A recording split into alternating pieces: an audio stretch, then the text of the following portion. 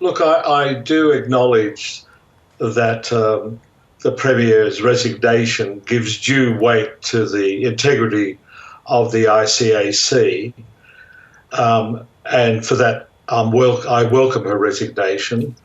But I was disappointed in her address to the state. I thought that her claim that she has always acted with the highest integrity can be shown to be wrong with respect to the way she handled grants, and the fact that she always acted in the state's interest, she said, I think that can also be disputed because she used taxpayers' money, lavished it on her own coalition seats in order to win re-election. And I'm disappointed that she doesn't really acknowledge the perils of those actions and the consequences that she resigned, not because she couldn't stand aside, but because she actually acted improperly, in my view. How damaged do you think she was in her position after fronting the ICAC inquiry into Daryl Maguire? I think it emerged later that she was damaged because she didn't answer the questions with the full degree of openness that the ICAC requires. And I think she did the same with the public. She did not answer questions that she knew would incriminate her. She stayed away from them, and that's disappointing as well. Do you think it shows that ICAC has a lot of bite? As it should. They don't do these things with gay abandon. They do them very, very carefully. And it's a pity that there are so many ministers over the past 30 years or so, in fact, it's more than that, that have been wrapped up in ICAC investigations. But it shows you not only that everybody needs an ICAC, including the federal parliament, but it also shows you that we have to be always alert to the misuse of power, even if it's only to use taxpayers' money to buy their election results. In terms of misuse of power, do you think people are as hard on it these days as they have been in the past? That's a very interesting question, and I acknowledge that the Premier of New South Wales is very popular and that in many respects she has done a good job. So how do you weigh that against the suspicion, if not the actuality, of loss of public trust or of corruption? And I think always that if you cannot trust a government, then the kind of accountability steps that we have are really insufficient to discover those misdeeds. I mean, we're seeing in the Commonwealth arena that they have taken grants to a higher level than even the Premier took a few years ago, and it will take a great deal of effort for them to be brought to account. So I would like trust to be the first issue, and after that, competence in other matters.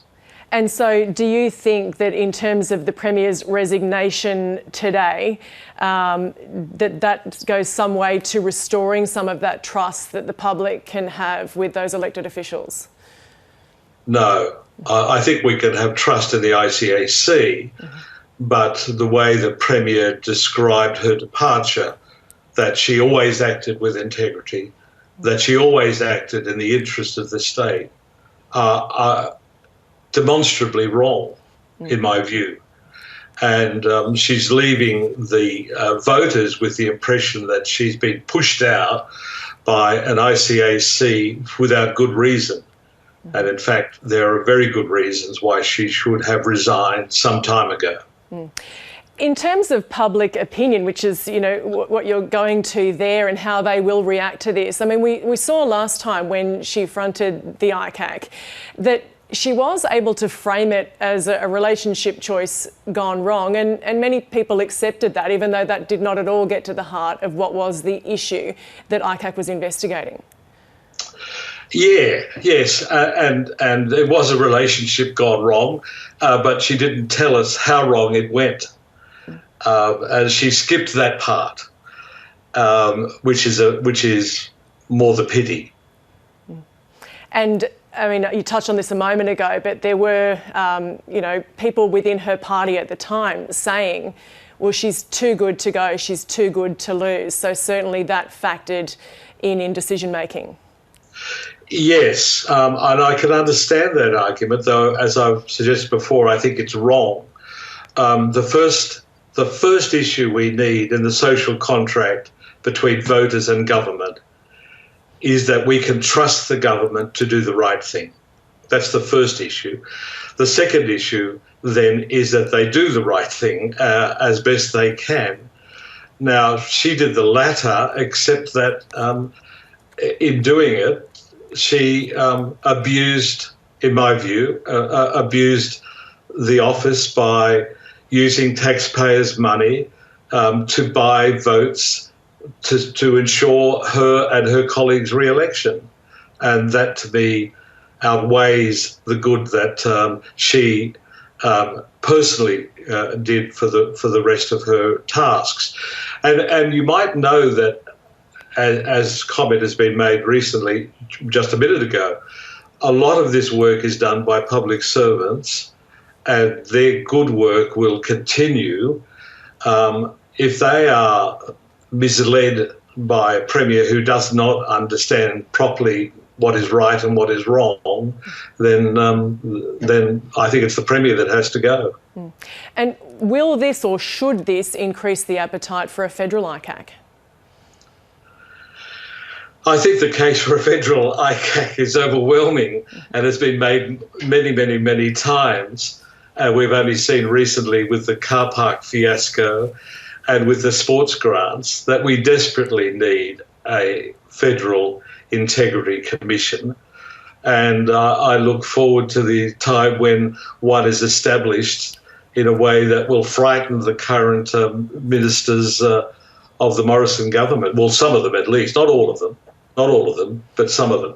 At least the Premier of New South Wales, Berejiklian, acknowledged what she was doing when she was diverting money into coalition electorates. We don't even get that kind of recognition from the federal ministers involved. They just merely say that they're doing the right thing for the nation by putting car parks in coalition seats. The case for a federal ICAC is overwhelmingly been made, and it's the fact that the current government is frightened of one is the principal reason we don't have one. And Tony, in terms of the New South Wales government, what do you expect will happen next? I expect that they will appoint the Treasurer as the Premier, and I expect that the new Premier will take sound advice from the public service and will try to do a good job.